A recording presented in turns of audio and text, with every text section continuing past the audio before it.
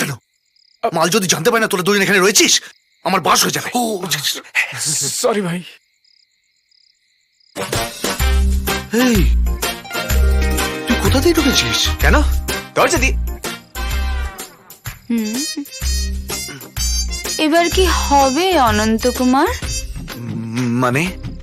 মানে এই যে তোমরা চারজন এই ঘরে একসাথে আছো, এটা আমি আগেই সন্দেহ করেছিলাম, কিন্তু আজ কনফার্ম হয়ে গেলাম। না, আপনি ভুল বুঝেছেন। এই দুজন তো আমাদের গেস্ট, এক্ষুনি চলে যাবে। ওসব ভাব দিয়ে আমায় কোনো লাভ নেই। আমার যা বোঝা হয়ে গেছে। এবার তোমাদের সঙ্গে আমি বেচা কেনা করব। সে আবার কিরকম জিনিস? সেটা এই তোর তো হলো, এবার আমাকে একটু বসতে দে না।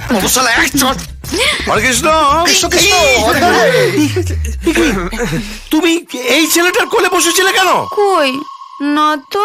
আর তোরা শালা আমার বউকে নিয়ে কোলাকুলি খেলছিস? না, আপনি কি বলছেন মালদা? আরে শালা, তোর না হনলুলু থেকে ওষুধ আনার কথা, তুই এখানে কি করছিস? আসলে কি হয়েছে মালদা, ওই হনলুলু যাওয়ার ফ্লাইটের টিকিট তাই পেলাম না। তোকে শালা বিনা টিকিটে হনলুলু পাঠাবো? তোরা শালা সব কটা চিনিক বাজ। আমার চোখকে ফাঁকি দিয়ে তোরা চারজনে এই ঘরে থাকছিস। কালকেই আমার 7,000 টাকা দিয়ে এই ঘর থেকে বিদায় হবি। এই খগেন মাল, কি হয়েছে কি? আমরাও এ ঘর ছাড়বো না, যা করার আপনি করে নিন। তাই ঠিক আছে? আমার নামও খগেন মাল হরেকৃষ্ণ। জানি। আমি কালকেই তোদের এই ঘর থেকে বিদায় করার ব্যবস্থা করব।